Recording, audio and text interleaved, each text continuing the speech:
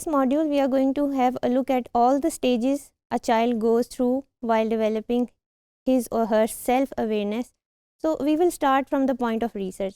अब हम यहाँ से शुरू करते हैं कि research क्या कहती है. Now research एक जो बड़ी recent अभी हुई है, that is very interesting, and you should also note that in the paradigm of self-awareness कि इंसान जब पैदा होता है तो उसकी ज़िंदगी में एक मोमेंट आता है which is actually captured by this research, which the researchers call the aha moment और aha और the discovery moment, जब आपको कुछ पता चलता है कि अच्छा यहाँ अब कोई नई चीज़ हुई है या something has happened. So what is this aha moment? Let's have a look at it. So क्या होता क्या है कि उन्होंने अपनी रिसर्च में बेबीज़ की ब्रेन इमेजिंग 3D इमेजिंग जो है वो उसको कैप्चर किया है through a very experimental setup, जिसमें बच्चे के जो पैर हैं उसके साथ एक अटैचमेंट लगाई गई and then the other end was attach to a mobile वो जो बच्चों के क्रिब्स के ऊपर हैंग कर रहे होते हैं और उसके अंदर डिफरेंट किस्म के टॉयज़ जो हैं वो हैंग कर रहे होते हैं. So what the researchers observed is कि जिस तरह से बच्चा अपने पैर मूव करता था तो वो मोबाइल जो है वो एक ख़ास तरीके से उसकी मूवमेंट होती थी. At the beginning it was very unconscious, unintentional, लेकिन by repeating all of this experiment again and again उन्होंने ये देखा कि उनकी उसकी जो ब्रेन इमेजिंग है उसमें उसके पैटर्न्स में कोई चेंज आया. Now what happened is there was a certain moment when the baby realised कि when I move my foot something happens to the mobile, means the realisation that he or she can change something in the environment, that is called the aha moment. और ये हर बच्चे के लिए different हो सकता है. Researches are conducted on this topic in many different areas as well, but this one was just the beginning that I told you about. So यहाँ पर क्या हम देखते हैं कि यहाँ पर एक जो स्पॉन्टेनियस से इंटेंशनल बिहेवियर की तरफ मूवमेंट है वो सेल्फ अवेयरनेस का हम पहला स्टेप कह सकते हैं. और this is maybe the first step that is recorded, systematically recorded, observed by research. So let's move on to how it actually begins in general terms. Now self-awareness, how it begins. It begins when children or babies realize they can make things happen intentionally. That is when it begins. और ये हो सकता है कि crying से हो, उन्हें पता लगता हो whenever I cry I get something, or when I do this, or it is very simplistic, it is very basic, there is no complexity involved in it. So the first thing is intention. Maybe they do it with intention. So that is the first point or first step you can say of self-awareness. Secondly, when they realize that they can change something around themselves, जैसे कि अभी हमने research वाली example में देखा कि they can change the environment or they can affect the movement of the mobile or something like that. That is another step. The third step is when they realize they can affect the environment. Actually affect is different from changing the environment, because इसमें बहुत ही fine सा difference है. वो इस तरह से कि बच्चे जब ये रियलाइज़ करते हैं when we do a certain behavior, the behavior of the other person or the environment changes in a certain way. So this effect relationship is very complex to be formed, और ये किस pin point अभी नहीं किया जा सका कि ये किस एज में या किस मंथ में ये एक्चुअली डेवलप होता है. But this is how it gradually moves on to the development of self awareness. फिर उसके बाद आपने पियाजे की थ्योरी में देखा होगा कि एक बड़ा इंपॉर्टेंट कॉन्सेप्ट है जो हम अभी पीछे पढ़ के भी आए हैं, दैट इज़ ऑब्जेक्ट परमानेंस, जिसमें बच्चे को ये रियलाइज़ होता है कि objects and things can exist even if they are not in front of you, और if they are not existing, they are absent from your sight, they are still existing somewhere else.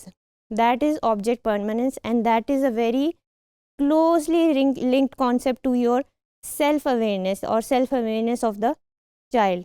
So this is one factor also. अब उसके बाद एक बड़ी interesting चीज़ होती है कि sense of time. ये जो सेंस ऑफ टाइम है ये बच्चों में डेवलप होता है, और with the sense of time you develop self awareness through your bodies.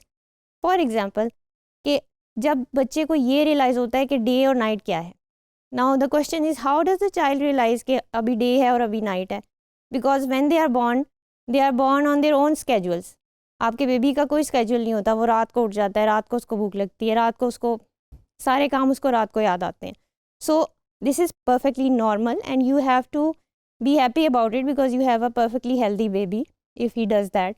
सो क्या होता क्या है कि ये sense of time with the passage, जिस तरह से वक्त गुजरता है, जिस तरह वो एज में बढ़ता है, उसको ये स्केजुलिंग और ये सेंस ऑफ टाइम आनी शुरू हो जाती है कि डे में हम ये वाले काम करते हैं, डे में मैं बहुत एनर्जेटिक होता हूँ या होती हूँ, और रात में I feel sleepy, I feel tired, my body needs to shut down.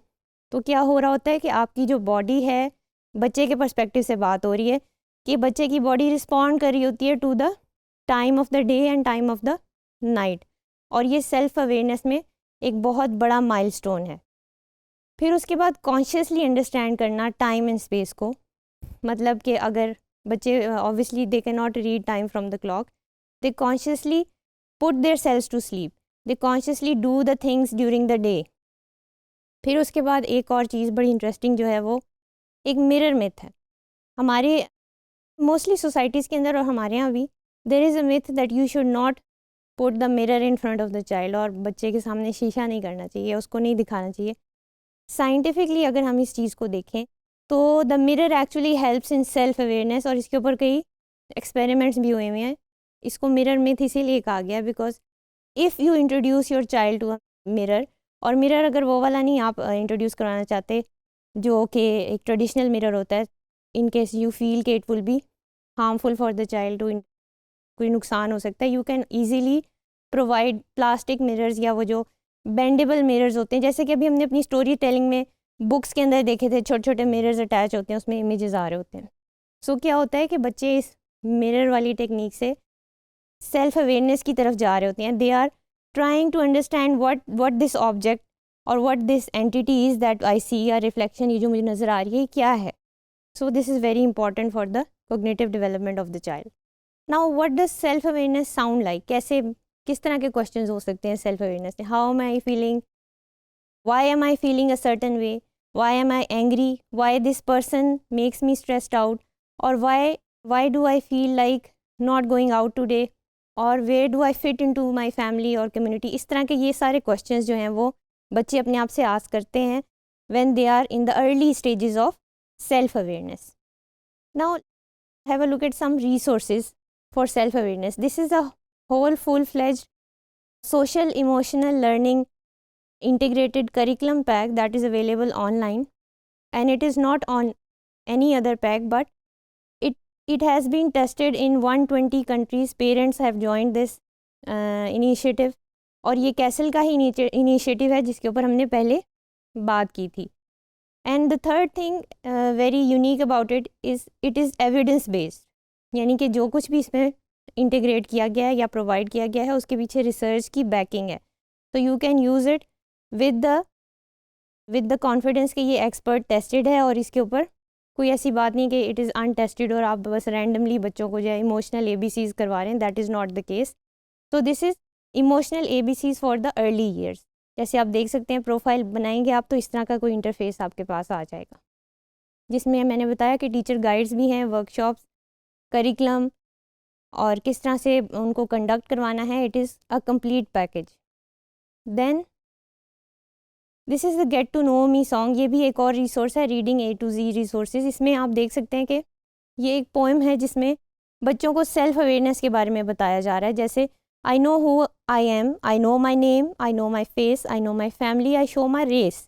Now that is being confident on who you are, and you have not to be, you don't have to be ashamed about it, you don't have to be feeling low about it, or if somebody is telling you otherwise, you should not be believing that. दूसरा हम देखते हैं, दूसरा paragraph जिसमें stanza, जिसमें I love who I am not who you say, I am not what you think, I am not how you believe, I become more like me each day. Now these are simple words, लेकिन यहाँ क्या हो रहा है, हम बच्चों को बहुत ही अर्ली एज से ये सिखा रहे हैं कि किस तरह से you have to stand up for your self, and you don't have to be a people pleaser every day. So that is what we are teaching our children. फिर उसके बाद भी आप देख सकते हैं, I like to grow, I like to know you, और ये सब डाइवर्सिटी, टॉलरेंस और इस तरह की वैल्यूज़ को प्रमोट कर रहा है. This is also a recommended resource जिसमें 2 सॉन्ग्स हैं. This is the self song, और वो फीलिंग्स का सॉन्ग है जिसमें एक स्पॉट है और उसके सारे फीलिंग्स उसके अंदर मिक्सअप हुए हुए हैं, and then the spot integrates those feelings और फिर उनको स्टेप बाय स्टेप उनको अलग करता है और बताता है कि मेरी कौन कौन सी फीलिंग्स है।